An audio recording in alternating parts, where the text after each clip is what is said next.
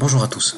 Bon, j'espère que vous allez bien. Je vous propose une vidéo pour vous aider à la résolution de l'exercice sur l'interféromètre de Michelson.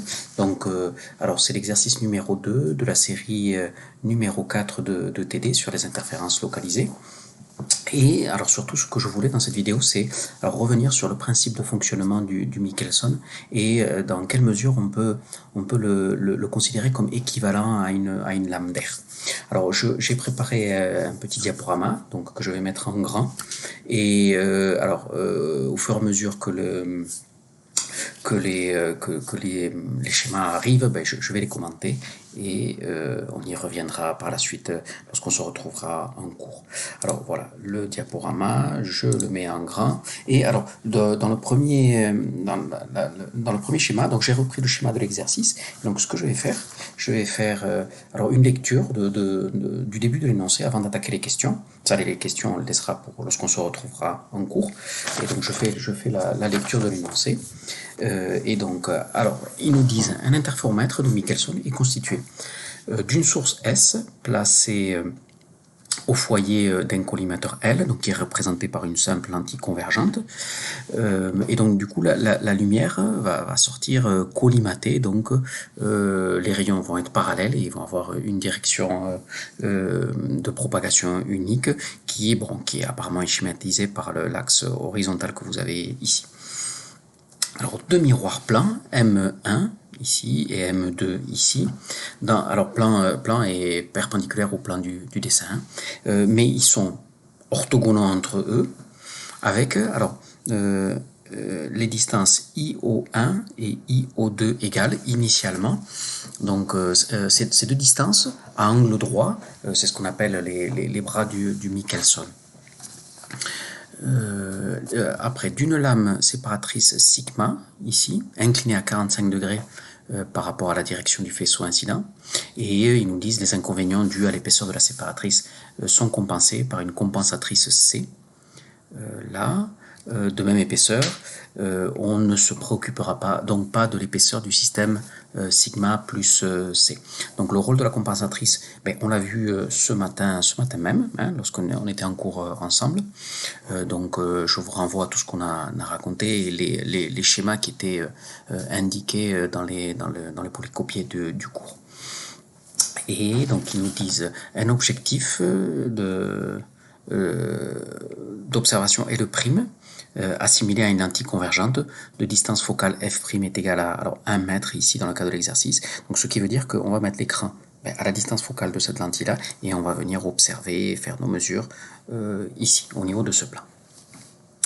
Donc ça c'est la configuration initiale et d'après ce qu'ils nous disent, les deux longueurs du bras du Michelson, IO1 et IO2 initialement sont égales.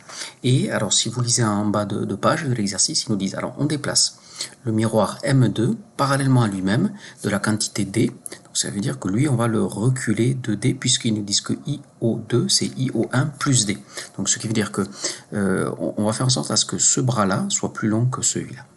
Et donc on observe des franges sur un écran E disposé dans le plan focal, image de L'.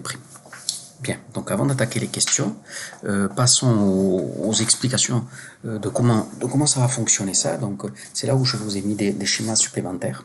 Donc je représente ici sur cette page. Donc la ligne, alors ici vous avez le faisceau incident avec ici le 100%, ça représente 100% de l'énergie lumineuse incidente.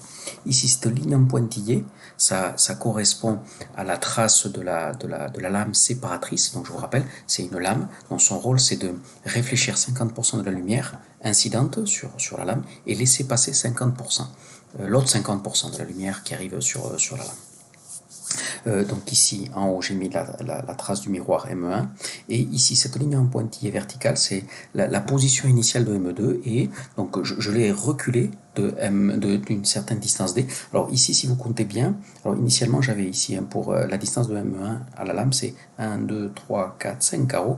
Et ici j'avais initialement 1, 2, 3, 4, 5 carreaux, donc je l'ai décalé vers l'arrière de 2 carreaux. Donc je prends du papier millimétré pour faire des constructions un peu plus propres et que ce soit plus simple à suivre. Donc, alors, par rapport à la lame, donc comme elle est mise à 45 degrés, donc son rôle, ça va être, alors, réfléchir 50% de la lumière qui lui arrive dessus, donc 50% va partir en direction verticale vers le haut, vers M1. On verra après pour l'autre 50% qui passe à travers, mais d'abord je m'occupe de ce qui se passe par rapport à M1. Donc M1, c'est un miroir supposé parfait, donc il réfléchit 50% de l'intégralité de la lumière qui lui arrive dessus, donc 50% par rapport à l'énergie incidente sur la lame. Et alors cette lumière incidente réfléchie par M1, donc arrive à nouveau sur la lame. Donc comme c'est une lame séparatrice, donc elle, qu'est-ce qu'elle fait? Donc elle réfléchit donc dans cette direction-là, la moitié de la lumière qui lui arrive dessus. Donc comme ici c'est 50, donc je mets 25 par rapport à ici, mais c'est la moitié de ce 50. Et donc l'autre moitié de ce 50, donc le 25, passe à travers la lame et ira direction de l'écran d'observation. Donc, une fois qu'on a compris plus ou moins comment ça va fonctionner, donc je vais un peu plus vite sur la construction de ce qui se passe au niveau de M2. Donc, c'était l'autre partie de l'énergie incidente, hein, ici, donc passe à travers la lame, donc continue sa propagation en ligne droite vers M2. Donc là, on se rend compte que du coup, elle va devoir galoper un peu plus jusqu'à arriver jusqu'à M2. Donc M2 fait son rôle de miroir, réfléchit la lumière. Donc la lumière revient sur la séparatrice et donc elle fait son travail de séparation. Donc la moitié est réfléchie donc dans cette direction-là et l'autre moitié qui lui arrive dessus, donc la moitié de 50, donc c'est 25 dans cette direction-là. Donc nous on va s'intéresser à ce qui va se passer là où on a mis l'écran d'observation, hein, parce que j'ai deux faisceaux lumineux qui vont aller vers l'écran. Et donc, par rapport à ces deux faisceaux, donc je vous rappelle que, alors, si on place un œil au niveau de l'écran, pour le cerveau humain, dès qu'il voit de la lumière, lui, en règle générale, il a tendance à l'interpréter comme si elle provenait en ligne droite. Donc, par rapport à ce faisceau-là qui avait véhiculé par M1, donc si on lui dit pas, hein, au cerveau, hein, qu'ici il y a une source, et donc lui constate cette lumière-là, mais qu'est-ce qu'il va voir à travers la séparatrice? Mais il voit le miroir M1 et il va voir une tache lumineuse ici au centre. Donc pour le cerveau, ce faisceau-là qui provient de M1, donc semble provenir effectivement de M1. D'accord. Et alors l'autre faisceau, celui-là, il provient de M2 ayant fait une réflexion. Donc comme c'est une réflexion, donc quelle est l'image produite par cette réflexion-là? Donc là, je fais une construction de l'image de M2 par la séparatrice. Donc qu'est-ce que je fais? Je prolonge la trace de la séparatrice. Et alors, je construis l'image d'abord de ce premier point. Donc qu'est-ce que je fais? À égale distance par rapport à cette trace, je place le point du milieu du miroir à égale distance, hein, de la trace de la séparatrice. Je positionne ce point, et si le dernier bord du miroir, donc là aussi à égale distance, donc qu'est-ce que je vois? Que je reconstruis ici l'image, d'accord? Là, l'image, et cette image, elle va se positionner, où ça par rapport à la trace de M1? Exactement pile poil à la distance D qui correspond à la distance déplacée de M2. Et si on ne dit rien à l'œil qui observe, là, au cerveau, ce faisceau qui a subi une réflexion sur la lame qui provenait de M2, va lui sembler provenir de ce point-là. Donc, pour l'œil, placé ici au niveau de l'écran, tout va se passer comme si on avait un faisceau qui provenait de la face supérieure, ici, d'une lame, et l'autre faisceau va sembler provenir de la face inférieure, ici, d'une lame à face parallèle, plane, espacée de 2D. Et alors, quel est le matériau qui est entre les deux lames? C'est de l'air. Donc, c'est pour ça que l'on dit qu'un interféromètre de Michelson est équivalent à faire des interférences par éclairement d'une lame d'air, d'épaisseur donnée par de combien vous avez déplacé le miroir M2.